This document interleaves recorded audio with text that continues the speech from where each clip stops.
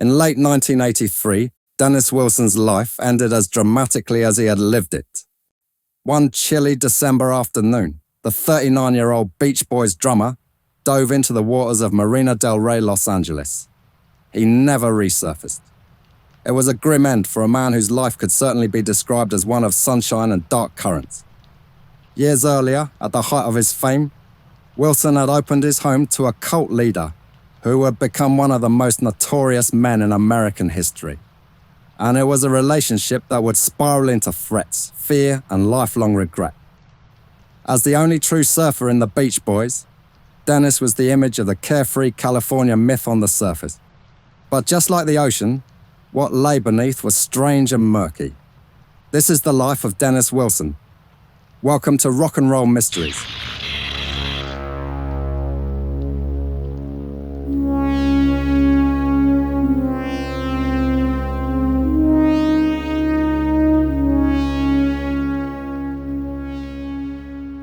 Dennis Carl Wilson was born on December 4th, 1944, in Inglewood, California. He grew up in nearby Hawthorne, as the middle of three sons in a musical but fractious family. His oldest brother Brian was a quiet genius in the making. Younger brother Carl was gentle and easygoing. Dennis, by contrast, was the restless one, the black sheep of the Wilson clan. He was nicknamed Dennis the Menace for his mischievous, rebellious ways. The boy's father, Murray Wilson, was a rather intimidating figure. He was a former machinist turned songwriter who ruled the household with discipline and, too often, violence. Murray was very hard on all three boys, but especially on Dennis. Their mum Audrey said, Dennis had it the hardest. He got some very hard spankings. Murray was tough. I used to think he was too tough. Dennis himself remembered how rough his dad was with him. He said, we had a shitty childhood. My dad was a tyrant. He used to wail on us, physically beat the crap out of us. I don't know kids who got it like we did. Where Brian and Carl could escape into music, young Dennis was more likely to be out stirring up trouble or racing around the neighborhood in a go-kart his dad had given him for his birthday. Murray alternated between astonishing generosity and maintaining a climate of fear. He simply didn't fit the mold of the kid that his father was trying to beat him into. If anything, Dennis seemed to want to test the limits wherever he could find them. Despite, or maybe because of, his wild ways, Dennis had to fight for his place in the family band that was incubating in the Wilson home. By 1960, 13-year-old Brian had begun piecing together a vocal group with Carl and some neighborhood friends. Carl and Brian asked Murray for musical gifts that Christmas, and they duly received a guitar and a reel-to-reel tape recorder, respectively. They started learning how to use them, and then later roped their cousin Mike Love and Brian's school friend Al Jardine into the group. They would often practice harmonizing in the Wilson living room. At first, Brian didn't include Dennis in these plans at all. To be fair, Dennis was more interested in surfing the local beaches and chasing girls than practicing scales in the garage. It took their mother to intervene on Dennis's behalf. Audrey insisted Brian give his 16-year-old kid brother a place in the band. If Brian was the family's musical prodigy, Dennis was its ball of energy, and Audrey probably figured out that the group needed both if it was gonna be successful. A classic yin and yang setup. Brian did what he was told, and Dennis joined the band. He started out on stand-up bass, but then changed over to drums because, as he later said, drums seemed to be more exciting. He wasn't exactly polished as a drummer. In fact, he had only just started drum lessons at Hawthorne High School, where his music teacher described him as a beater, not a drummer. He was untamed, but at the same time, he was a fast learner when he wanted to learn, as the teacher put it. In truth, Dennis's technique was quite a bit behind his bandmates, but what he lacked in polish, he made up for in personality. The fact is that Dennis gave the budding Beach Boys the magic that would set them apart from all the other garage bands springing up. He actually lived the Southern California life that Brian only dreamed up in songs. He was a surfer and a first-rate beach bum, so Dennis knew the sun-kissed youth culture of the early 1960s firsthand. The sandy cars, the Pacific Coast breaks, the bonfires and the bikinis. So, he famously was the one who urged Brian to write a song about surfing, which by that time was a craze that was sweeping teenage California. It wasn't like no one had ever made surf music before, but most of the early surf rock was instrumental, such as Dick Dale and the Deltones. Those reverb-heavy guitars made some of the coolest sounds ever recorded in music, at least in my opinion. Just have a listen to Let's Go Trippin' and Miserloo to see what I mean. But to really connect with a large teenage audience back in those days, you had to have a vocal track, and that's where the Beach Boys were about to do something special. And Dennis said, why not write about what we all were doing, surfing? This all led to a simple little ditty called Surfin', which in October 1961, the group recorded with Dennis on drums. Although once again, Mum had to step in and made sure Brian included his kid brother in the session. Murray showed his dual nature, as he was the one who set up the recording and got them this small deal to release the song through his own contacts he had gathered as a small-time musician himself. On the other hand, he had also by this time hit Brian around the head with a 2x4, which caused him to go deaf in one ear.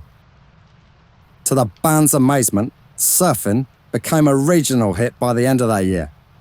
Dennis later recalled the sheer thrill of hearing it on the radio for the first time. We got so excited. I ran down the street screaming, "Listen, we're on the radio." It was really funky. That started it, the minute you're on the radio. In that euphoric moment, the teen tearaway of the Wilson family became part of a pop phenomenon that was about to explode. Almost overnight, the Pendletones, as the group had been calling themselves after their plaid Pendleton shirts, started to move to national attention. First, they were rechristened the Beach Boys by their record label. This pretty much cemented Dennis's role as the literal poster boy for a new California sound. Dennis was the only one who could really surf, his brother Carl admitted. We all tried, even Brian, but we were terrible. With his sun-bleached hair, athletic build and cheeky grin, Dennis got the most attention from their biggest market, teenage girls. He was the archetypal, handsome, wave-riding drummer whose life seemed to be one endless beach party. Yet even as fame beckoned, Dennis's rebellious nature pulled him adrift.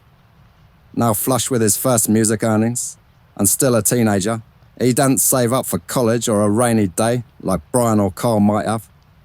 Instead, Dennis bolted from the family home at the first chance. In March 1964, at barely 19, he got his own place in Hollywood, bought a few sports cars, and lavishly started picking up tabs for buddies on nights out. His spending sprees were so extreme that Murray Wilson publicly scolded him in the press. He told the newspapers that, quote, Dennis spent $94,000. He picks up the tab wherever he goes. And that he even cried when he learned how much he had wasted. The family's wild child was living fast and large, embarrassing his straight-laced dad, but endearing himself to fans as the free spirit of the Beach Boys. As Dennis himself wrote in the liner notes of one of their albums, they say, I live a fast life. Maybe I just like a fast life. I wouldn't give it up for anything in the world. It won't last forever, but the memories will. Those words would prove prophetic. Dennis's early years set the template for a life in pursuit of ecstatic moments, and a reluctance to think about the consequences.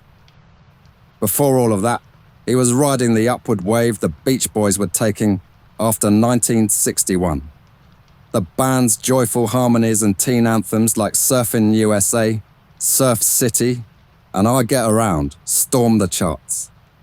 These unforgettable songs turned 5 neighborhood kids into America's hottest musical act. On stage, Dennis was literally center stage, perched at his drum kit, and often center of attention. Dennis naturally became the heartthrob of the group. At concerts, throngs of young female fans would shriek for Dennis with an enthusiasm the other band members couldn't command. The girls would be going, "Dennis, Dennis," and run right past us to get to him, Brian later remembered. He admitted it was, quote, hard to handle watching his kid brother bask in the adulation. A close friend, photographer Ed Roach, observed that Brian grew deterred from the stage, in part out of jealousy at the attention Dennis received from the audience. Indeed, in December 1964, as the pressures of constant touring and Brian's own insecurities mounted, Brian suffered a nervous breakdown and abruptly quit life on the road. When news reached the band, Dennis reacted with characteristic bonkersness. He exploded in anger, grabbing a heavy ashtray and threatening to hurl it at anyone who didn't leave him alone. He knew instinctively what his brother's exit meant. He knew that without his brother, the Beach Boys didn't exist. The thought of losing Brian, the band's chief songwriter, nearly drove Dennis to violence. In the end, a compromise was reached. Brian backed off to focus on writing and producing, and this left the touring Beach Boys in the hands of the remaining members, including Dennis, who suddenly had an even bigger role to play on stage. To fill Brian's rather big shoes, the group reshuffled parts, and Dennis stepped up to sing more lead vocals. In early 1965, he took center stage on the Beach Boys' hit cover of "Do You Wanna Dance?" His raw vocal on that track became a fan favorite and proved Dennis had more to offer than just drumming. By the mid-60s, each member of the Beach Boys had a defined persona. Brian the reclusive phantom of the opera genius, Mike the accessible frontman, Carl the young guitar prodigy, Al the earnest folk enthusiast, and Dennis, the fun-loving rogue wildman. Offstage, Dennis would show up with sand still in his shoes from a morning surf session, ready to sing about fun, fun, fun, and mean every word. Inside the studio, however, Dennis often found himself sidelined during the Beach Boys recording sessions. As the band's recordings grew more sophisticated under Brian's direction, top LA session musicians, like drummer Hal Blaine, were brought in to cut tracks with clockwork precision. Dennis's own drumming was sometimes deemed too inconsistent for the studio's demands, and this was a slight that bruised his pride. As live shows and studio work diverged, Dennis remained the Beach Boys' official drummer and a charismatic performer, but on record his contributions were not always what listeners heard. He spent portions of 1964 and 1965 more engrossed in fast cars, motorcycles and parties than in the painstaking process of making records. When you're 16 years old and you're literally handed millions of dollars, you get crazy, recalled Hal Blaine of Dennis's lifestyle back then.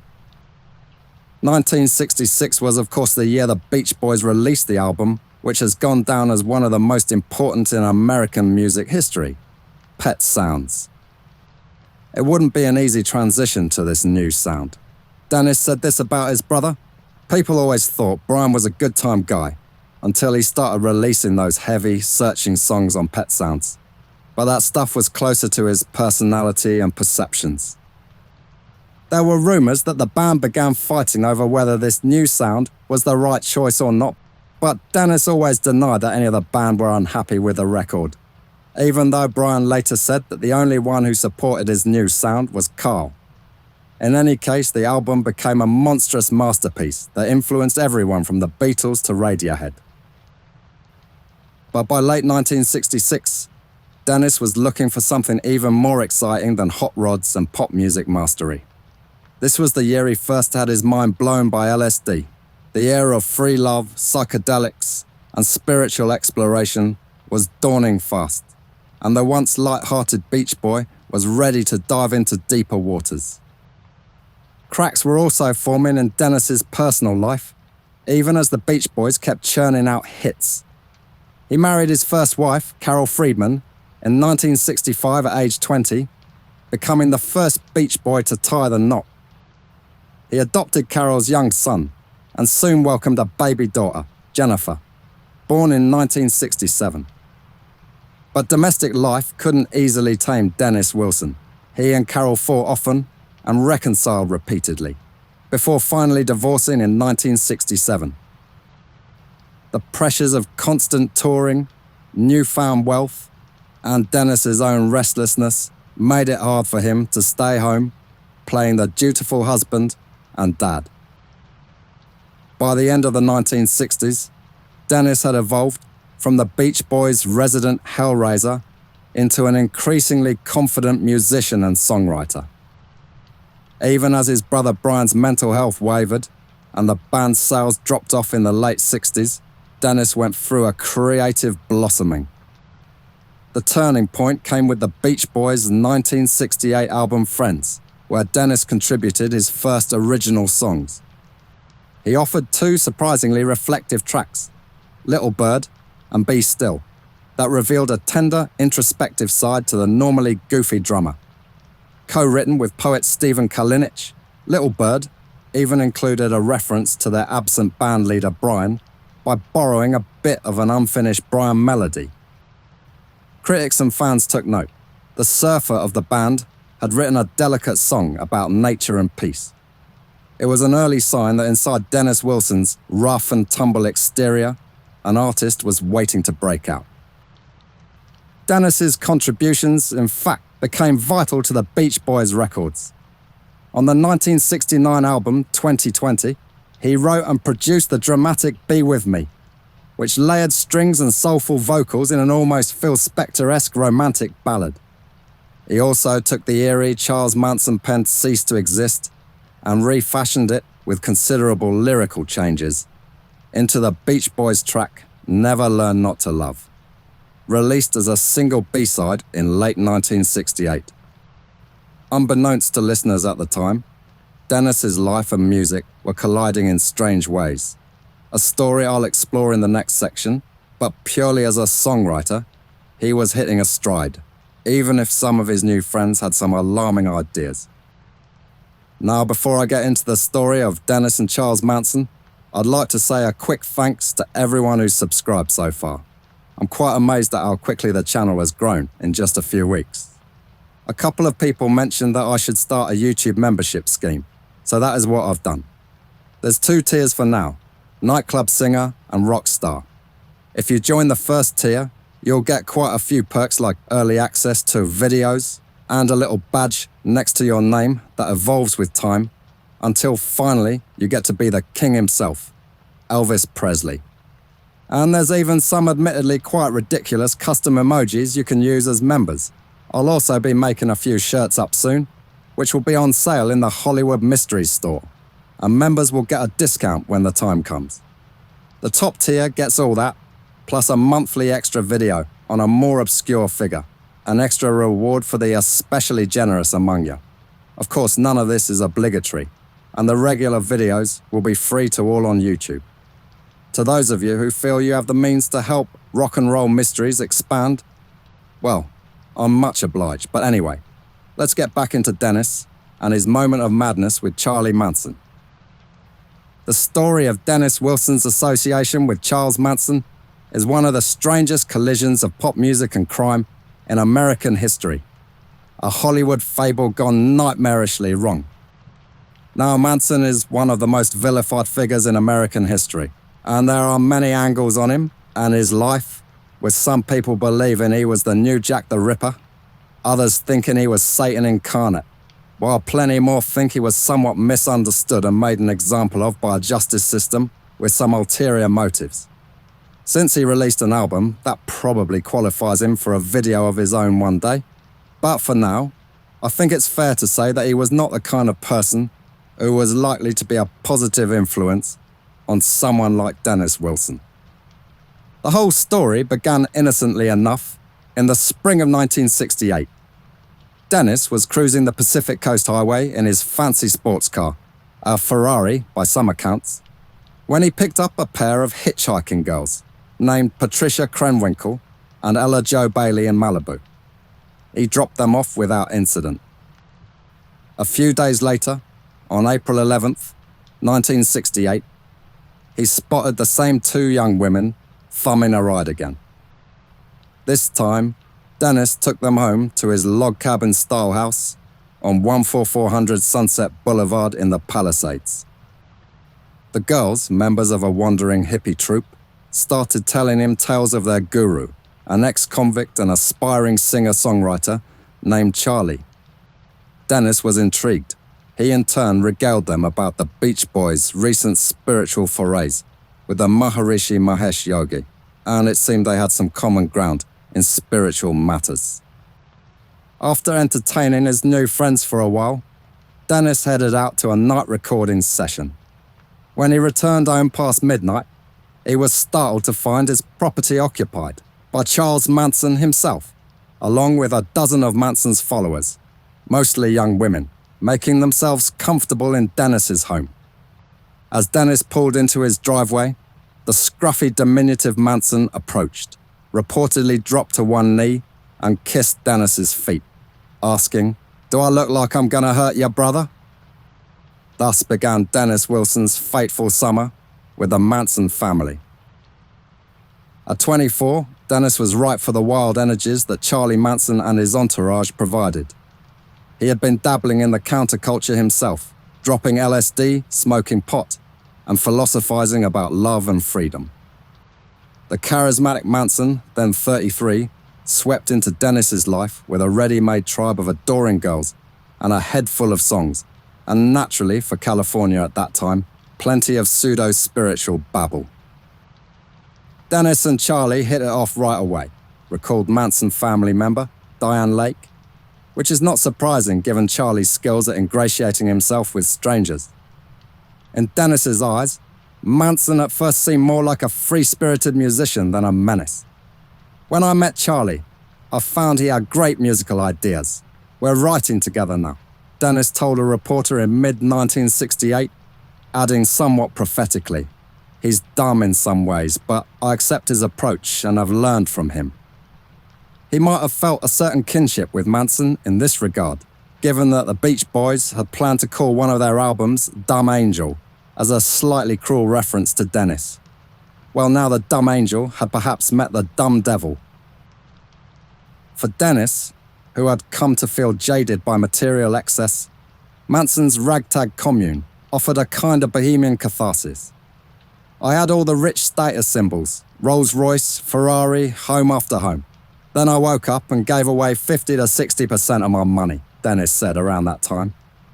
He claimed that living with the family in one small room with one candle made him happy in a way the trappings of fame hadn't. In truth, he was subsidizing Manson's psychedelic Peter Pan fantasy to the tune of tens of thousands of dollars. Over a few months, as many as 24 members of Manson's family crashed at Dennis's Sunset Boulevard home. Wilson bankrolled their freewheeling existence, spending an estimated $100,000 on cars, food, clothes, and even penicillin shots when the group was hit by a gonorrhea outbreak. "They're supporting me," Dennis insisted, with more than a touch of hippie idealism. But the reality was that his generous, naive nature was being exploited. Manson had found a celebrity patron to latch onto, and latch on he did. For a time, the arrangement was like a bizarre rock and roll commune. Dennis, Charlie, and the girls, and the occasional male family member, wrote songs, jammed, dropped acid, and had intense group sex sessions at Dennis's house.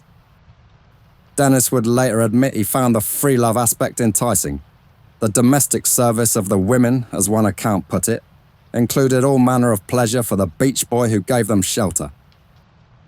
In exchange, Manson enjoyed the run of Dennis's plush home, his fleet of cars, and connections. Dennis introduced Manson to his showbiz circle, notably Terry Melcher. One day, Dennis even drove Manson to Melcher's house at 10,050 Cielo Drive, a visit with chilling consequences, as we'll see.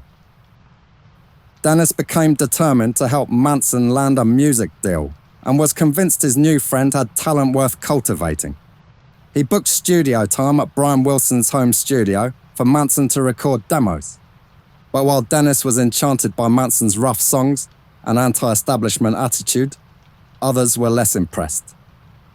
For one, Brian wanted nothing to do with Charlie. Beach Boys insiders noticed that Manson's tunes were out of tune, and his guitar playing little more than primitive. hardly the polished pop the Beach Boys were known for. That said, Dennis wasn't completely wrong, and songs like Look at Your Game Girl are remarkably catchy. Tensions mounted as summer wore on.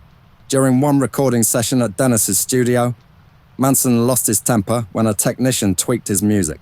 He pulled a knife and scared everyone off. That effectively ended any dreams of the Beach Boys formally collaborating with Manson. Under pressure from the rest of the band and their management, Dennis began distancing himself from the increasingly volatile guru. Still, before the final break, Dennis made one fateful decision. As I mentioned earlier, he took Manson's Cease to Exist and reworked it into Never Learn Not to Love, which the Beach Boys released in December 1968 as the B-side to their single Bluebirds Over the Mountain. Dennis deliberately gave himself sole songwriting credit on the record, cutting Manson out, a move that quite understandably infuriated the cult leader. In Dennis's account, Charlie had traded away his credit for cash and a motorcycle. And indeed, Manson did receive some money and goods, but Manson felt betrayed by the lyric changes and the appropriation of his music. He was not a happy bunny. Shortly after the single came out, Dennis Wilson found a single bullet on his bed. Manson had delivered it via Dennis's housekeeper as a not-so-subtle warning. According to Beach Boys collaborator Van Dyke Parks, when Dennis confronted Charlie about the bullet, Manson coolly replied, "It's a bullet.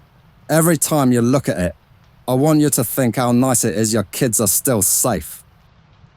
In Parks's retelling, Dennis reacted by pummeling Manson in a furious rage. "Dennis Wilson wasn't afraid of anybody," Parks said. However, whether this beatdown actually occurred is debated. Parks admitted, "I heard about it, but I wasn't there." Either way, by late 1968, fear had entered the picture. Dennis finally cut ties with Manson and his clan. He moved out of his own house, literally abandoning the lease, and hid out at a friend's place in Santa Monica to get away from the family. In August 1969, the unthinkable happened. The generally accepted story goes like this. Charles Manson ordered a group of his followers to a house in Benedict Canyon, the same former Melcher residence on Cielo Drive that Manson had been to with Dennis, and there the followers committed the infamous Tate LaBianca murders, slaughtering 7 people, including actress Sharon Tate. None of this was Dennis Wilson's doing, of course, but his connection to Manson suddenly became a source of immense guilt and anxiety for him. When Manson's crimes were exposed and he was arrested later in 1969, Dennis was horrified. He refused to testify at Manson's trial, telling prosecutors, "I was so scared," and that he simply couldn't go on the stand. Later, in 2016, Mike Love revealed that Dennis had told him he had seen Manson, quote, shooting a black man in half with an M16. Wilson allegedly knew the family had been killing already, but was too freaked out to tell anybody outside the band. He did consent to be privately interviewed by the case's controversial prosecutor, Vincent Bugliosi. He told Bugliosi that he had destroyed tapes he made with Manson because, quote, the vibrations connected with them didn't belong on this earth. Bugliosi thought Wilson had gone nuts and wasn't worth bothering any further. Due to the amount of drugs Dennis had been taking, he wasn't entirely inaccurate about his mental state. Friends would later speculate that his escalating drug abuse in the 70s was, in part, an attempt to drown out the demons of that encounter. Certainly the contrast was stark. Dennis had gone from drumming on good vibrations to unwittingly playing host to a psychopath. And to this day, it remains impossible to disentangle Dennis from his connection to the Manson murders. While all this was going on, he was still evolving as a musician and songwriter. In mid-1969, as the band struggled to find its identity post-Pet Sounds, Dennis came through with a gem that would become perhaps his most loved song, Forever. Featured on the Sunflower album from 1970, Forever is a disarmingly sincere love song, with lovely harmonies written by Dennis and his close friend, Greg Jacobson. Dennis sang lead with a warm vocal that made the simple pledge of Let the love I have for you live in your heart and be forever. Even Brian was floored by his brother's composition. Forever has to be the most harmonically beautiful thing I've ever heard. It's a rock and roll prayer, he later said. For a moment, Dennis actually emerged from under Brian's shadow to be the creative driving force in the band's ranks.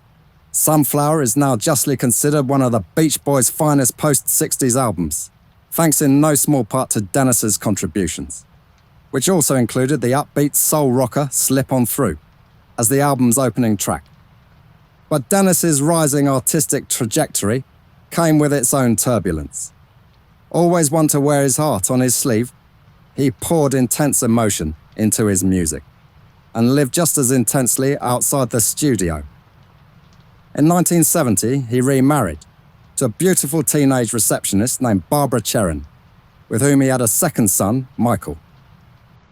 That same year, Dennis also made his first solo record, releasing a single under the name Dennis Wilson and Rumbo. With Daryl Dragon, later of Captain and Tennille, he also had a crack at Hollywood. Director Monty Hellman cast Dennis alongside James Taylor in the fantastic counterculture road movie Two-Lane Blacktop, which they filmed in 1971. For a kid once deemed not serious enough to be a drummer, Dennis was proving to be multi-talented and ambitious. Then came a literal crash, and it might be read as a moment symbolic of the trouble Dennis had ahead of him. In early 1971, during a drinking binge, Dennis punched his hand through a glass window in anger.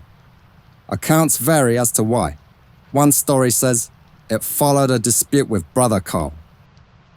The shards of glass severed tendons in Dennis's hand, which meant he couldn't play his own instrument.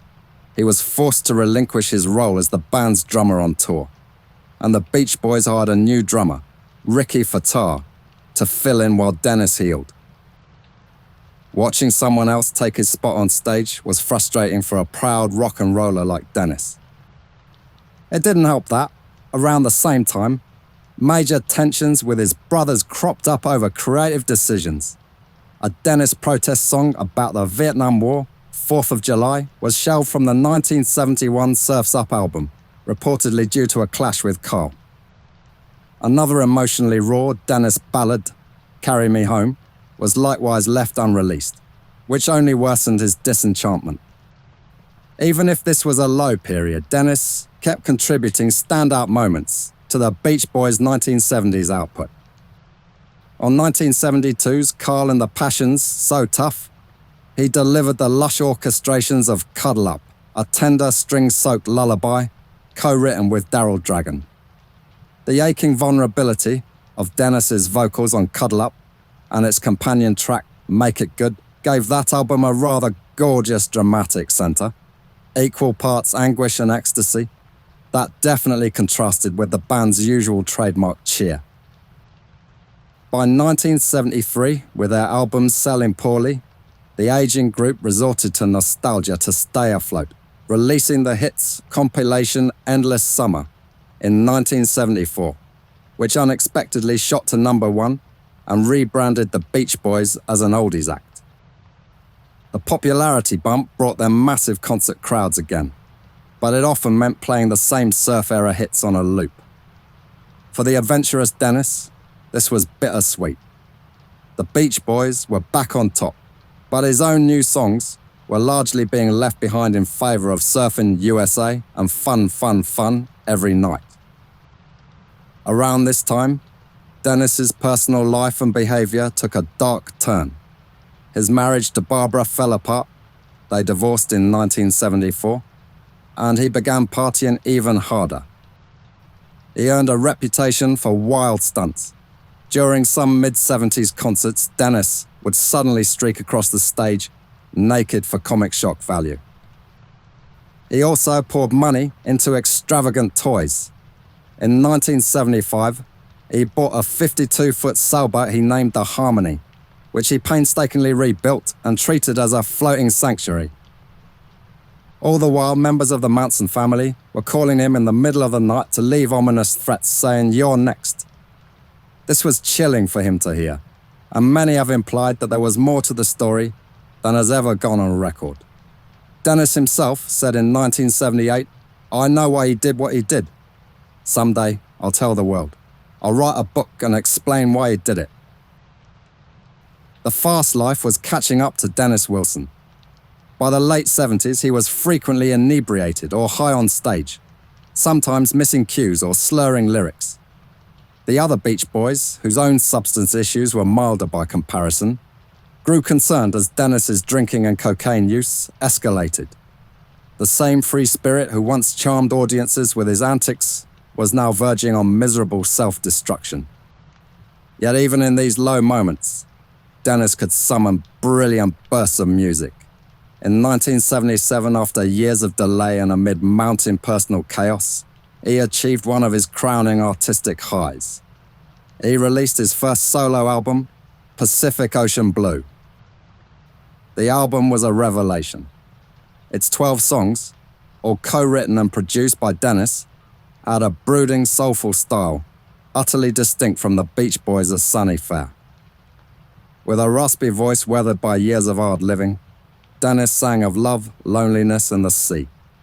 The sound was lush and haunted, with layered vocals that kind of hinted at Beach Boys harmonies, but with a darker mood. Critics greeted Pacific Ocean Blue warmly.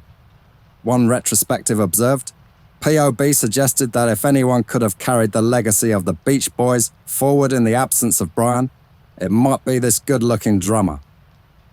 Indeed, the album outsold the Beach Boys' own new releases that year and proved Dennis Wilson to be a serious artist in his own right.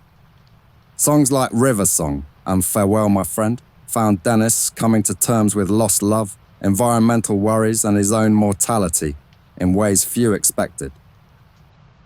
Pacific Ocean Blue was the triumph Dennis had hungered for, a statement all his own, and it had been years in the making. Even this high was undercut by turmoil. During the making of the album, Dennis's marriage to his third wife, Karen Lamb, former wife of Chicago's Robert Lamb, was disintegrating in spectacular fashion. The two had a passionate, volatile relationship. At one point, Dennis, in a fit of jealousy, reportedly set fire to Karen's Ferrari in the driveway, which at least balanced out his own Ferrari's fate at the hands of the Manson family. They divorced in 1977, just months after the album's release. Ever the romantic and perhaps unable to let go, Dennis remarried Karen in mid-1978, only to break up for good weeks later. Such chaos bled into his professional life.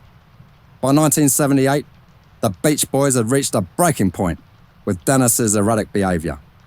During a 4th of July show that year and subsequent dates, Dennis was so unreliable, sometimes stumbling drunk on stage, other times disappearing completely, that the band fired him from touring for a spell. The following year, 1979, saw Dennis briefly finding love and creative camaraderie with someone who certainly understood rock and roll excess, Christine McVie of Fleetwood Mac. The two singers began a torrid affair, and Dennis moved into Christine's Los Angeles home.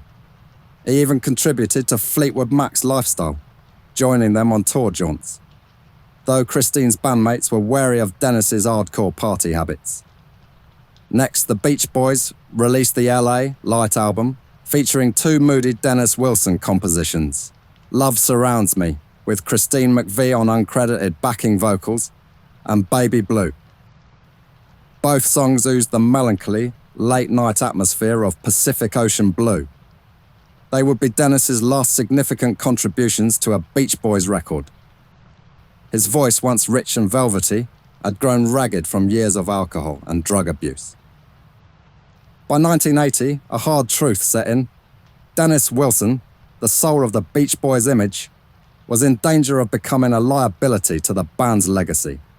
The Beach Boys, now a major touring act again, found themselves forced to make an impossible choice. Dennis was their brother, their bandmate, and a crucial part of their history. But his behavior was threatening everything they had built. Despite warnings and ultimatums, Dennis spiraled further. In one notorious incident, during a 1980 Beach Boys appearance to receive a star on the Hollywood Walk of Fame, Dennis was too drunk to attend. He literally missed his own ceremony. His romance with Christine McVie, which had initially seemed to rejuvenate him, fell to pieces by 1981 under the weight of his addictions and infidelities. Christine later described Dennis as a man of immense charm and talent who was nonetheless really struggling with his demons. She cared for him, even dedicated her song Only Over You to Dennis, but ultimately had to distance herself to protect her own sobriety and sanity. By 1982, Dennis Wilson had lost many of the things that once anchored him. His treasured yacht, the Harmony, was repossessed after he failed to keep up payments. He was effectively homeless, crashing with friends or in random apartments. In a twist worthy of a soap opera, Dennis's newest love was Sean Love, a teenager purported to be none other than Mike Love's illegitimate daughter. Mike disputed the paternity, but Sean herself asserted it. Despite the awkward and borderline incestuous family tangle, Dennis fell for Sean and moved with her to a humble house in Venice Beach. On September 3rd, 1982, Sean gave birth to Dennis's last child, a son named Gage Dennis Wilson. At 38, Dennis was a new father again, even as his own life was in disarray.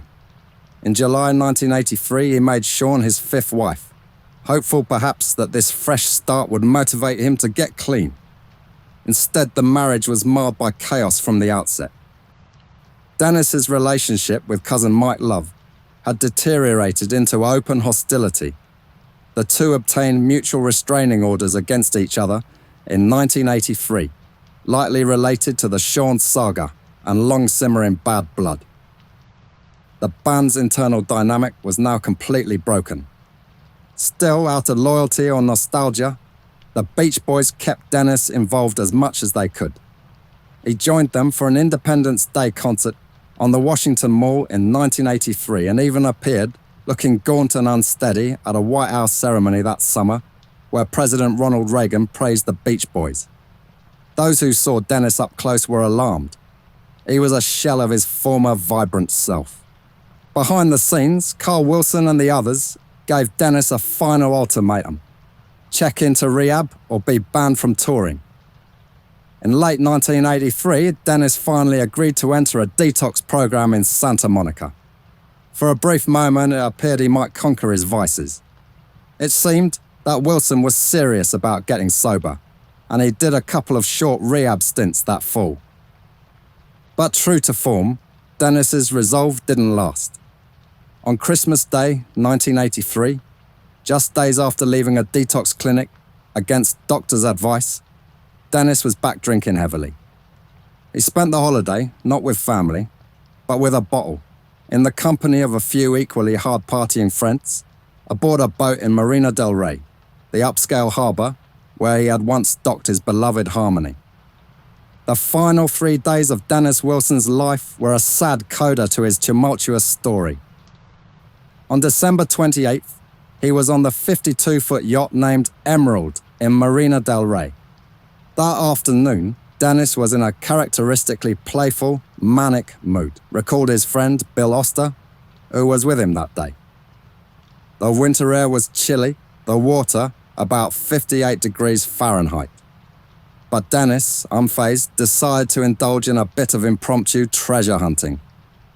Years prior, during merrier times, he had tossed various items off his old boat on the dock. Keepsakes, photographs, maybe a piece of furniture. And now he got it in his head to dive in and retrieve those sunken treasures. Stripping down to his trunks despite having been drinking since morning, Dennis began diving repeatedly into the marina's murky water, bringing up random debris and joking about his finds. After a short break in the afternoon, around 4 p.m., Dennis insisted on one more dive.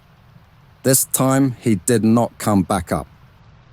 At approximately 4:25 p.m., Dennis Wilson slipped beneath the surface of the Pacific Ocean inlet and drowned. It's unclear if he struck his head underwater or simply became disoriented in his intoxicated state. His blood alcohol level later measured at 0.26%, more than twice the legal driving limit. He was severely impaired. When Dennis didn't reappear, his friends on deck grew alarmed, Oster frantically flagged down a harbour patrol boat. A team of divers arrived and combed the water. At about 5:45 p.m, they recovered Dennis's lifeless body from the bottom of the marina, not far from where he had fallen in. Efforts to revive him failed. The coroner ruled the cause of death as an accidental drowning. A heartbreaking end for the surfer beach boy, who had always felt most alive in the ocean. The news of Dennis's death sent shockwaves through his family, bandmates and fans around the world. Though many who knew him had privately feared such a fate, it was still hard to grasp that the forever youthful drummer was gone.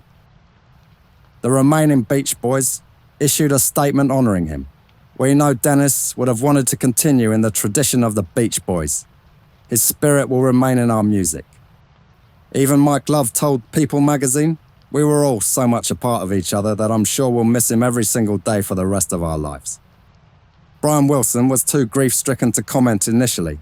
Having already lost so much of himself in the preceding years, Brian was said to be inconsolable at the loss of his younger brother, who in truth had often acted like the big brother protector to Brian in their youth.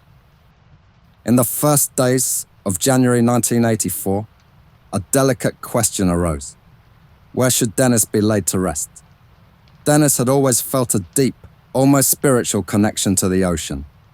It was his playground, his sanctuary, the source of his greatest joys, and ultimately the instrument of his death. Fittingly, Dennis had once expressed a wish to be buried at sea. His wife, Shaun, and some of his friends were adamant that this wish be honoured. However, burial at sea is a rare privilege typically reserved for naval personnel, requiring high-level permission for a civilian. As the Beach Boys mourned, Shaun reportedly appealed through connections to the White House. Quite astonishingly, President Reagan, himself an avowed Beach Boys fan, intervened and granted approval for Dennis Wilson to be buried at sea with full Coast Guard honours. Not everyone in the family agreed with the decision. Carl had wanted him interred at a family plot near their father, Murray, in Inglewood, California, Murray having passed away in 1973. Brian, in a 2002 interview, said that the sea burial seemed wrong to him, perhaps out of religious sentiment or simple shock. But Al Jardine spoke for many when he said, the entire career of the Beach Boys is engulfed by Dennis's love of the ocean. It was only fitting that he returned to the ocean. On January 4th, 1984, under a pale winter sun, Dennis Wilson's closest family and friends gathered aboard a Coast Guard boat off the California coast. In a short, poignant ceremony, they committed his body to the Pacific. The burial at sea took place a few miles beyond Los Angeles' harbor breakwater, where the swells of the open ocean roll in. As flowers floated and the mournful sound of Farewell My Friend played, the free spirit of the Beach Boys was given back to the water. In death, as in life, Dennis Wilson seemed fated to be a paradox. Beloved yet sometimes misunderstood. Part of a legendary whole yet distinctly apart. Over time, appreciation for Dennis's contributions only grew. In 1988, Dennis was posthumously inducted into the Rock and Roll Hall of Fame, along with the other Beach Boys. Indeed, his life was a study in contrasts. The carefree drummer boy who swam with demons, the harmony singer who lived in chaos. Dennis himself once summed up his philosophy simply, I'm a wanderer, a dropout, a loser. I'm all those things, he told a reporter in the late 70s, but I'm a good person and I'll tell the truth. Those who knew him well would agree. Beneath the upheavals, Dennis Wilson had a generous, honest soul. His bandmate and brother, Cole, perhaps put it best when he said Dennis was like a meteor. He flashed so brightly, before burning out too soon. That's about all for this Rock and Roll Mysteries episode. Dennis had quite a life, and it was hard trying to pack it all into one video. I hope you feel like you know him a little bit better now. I certainly do. I've probably missed a few things out here and there, especially regarding the Beach Boys music. Luckily, there are at least 4 more members I could make videos on in future. Anyway, if you like this one, please consider giving the video an algorithm boost by leaving a comment, subscribing or sharing with a friend. Catch you on the other side.